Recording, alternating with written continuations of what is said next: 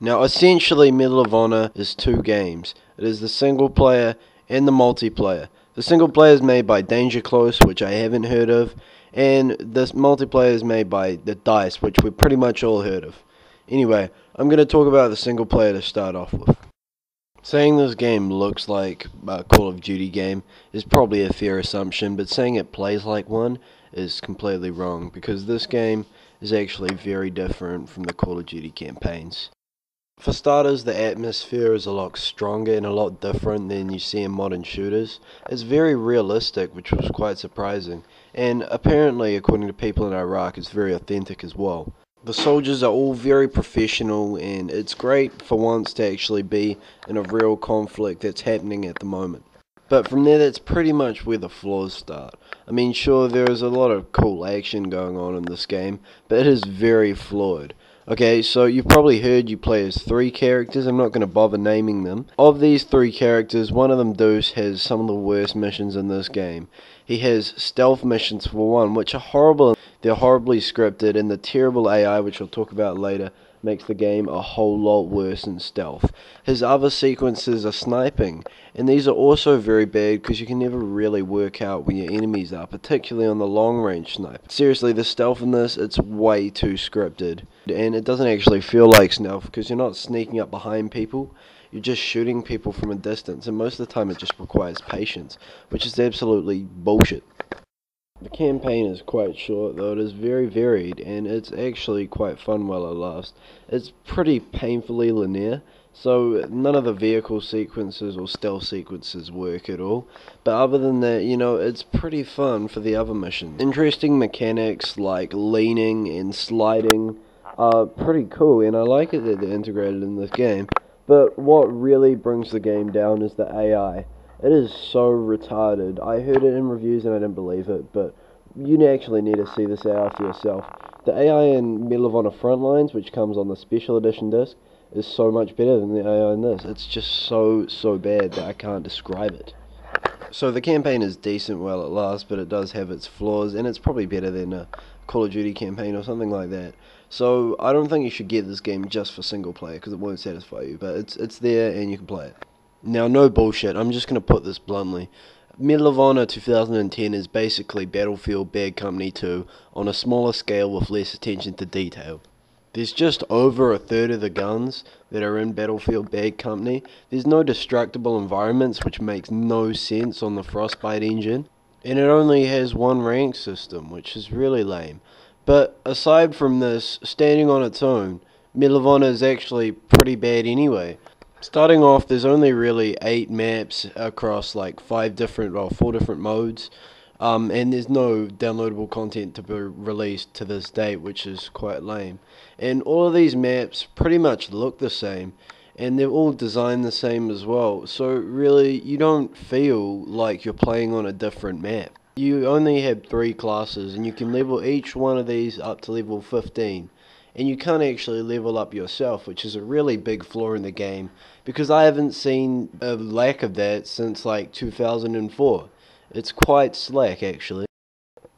Pretty much 3 weapons are used depending on which side you are and which class you pick. And this is really lame, and each of them are pretty much a different type of weapon. But anyway, what is cool in this is that you have some cool modifications, and you can really customize your guns better than you can in any game.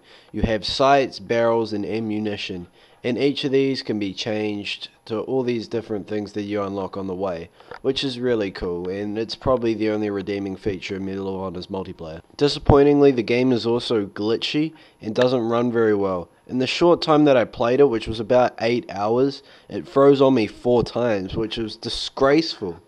Now, yes, in conclusion, this game really isn't that good at all, and you benefit from buying Bad Company 2 because this game does pretty much everything that game does wrong. And though it is okay, I guess, and it will satisfy you a little bit, it's definitely not a great purchase, and it sucks, actually.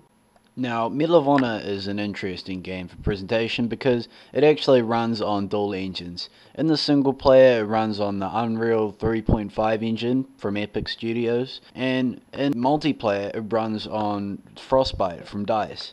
Now, both of these engines have actually been used pretty well, like Arkham Asylum used the Unreal Engine and Battlefield Bad Company 2 used the Frostbite engine. So you'd expect great things, but really what you get is something quite ugly actually. Considering Iraq is actually quite a beautiful country in my opinion, it should look good. And in some rare occasions it does, but most of the time in this game it doesn't.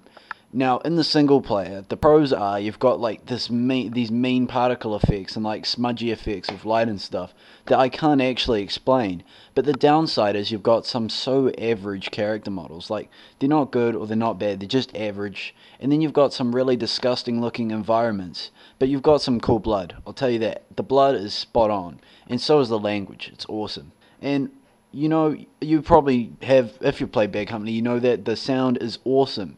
And that's what the Frostbite engine was actually for, aside from destruction. And guess what? The sound isn't awesome in this game.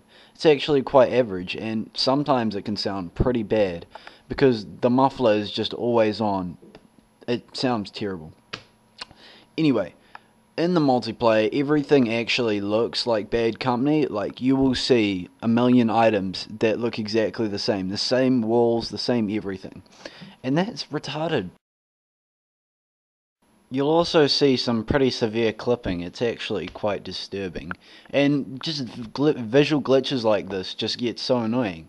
And in single player, you'll need to wait for the textures to load before you play. And while this will take around like 20 seconds, it is still very, very annoying considering how small and close together the game is. At least the pre-rendered CG looks good. So the visuals have been really sloppily executed here. Even the sound, I mean, is pretty okay.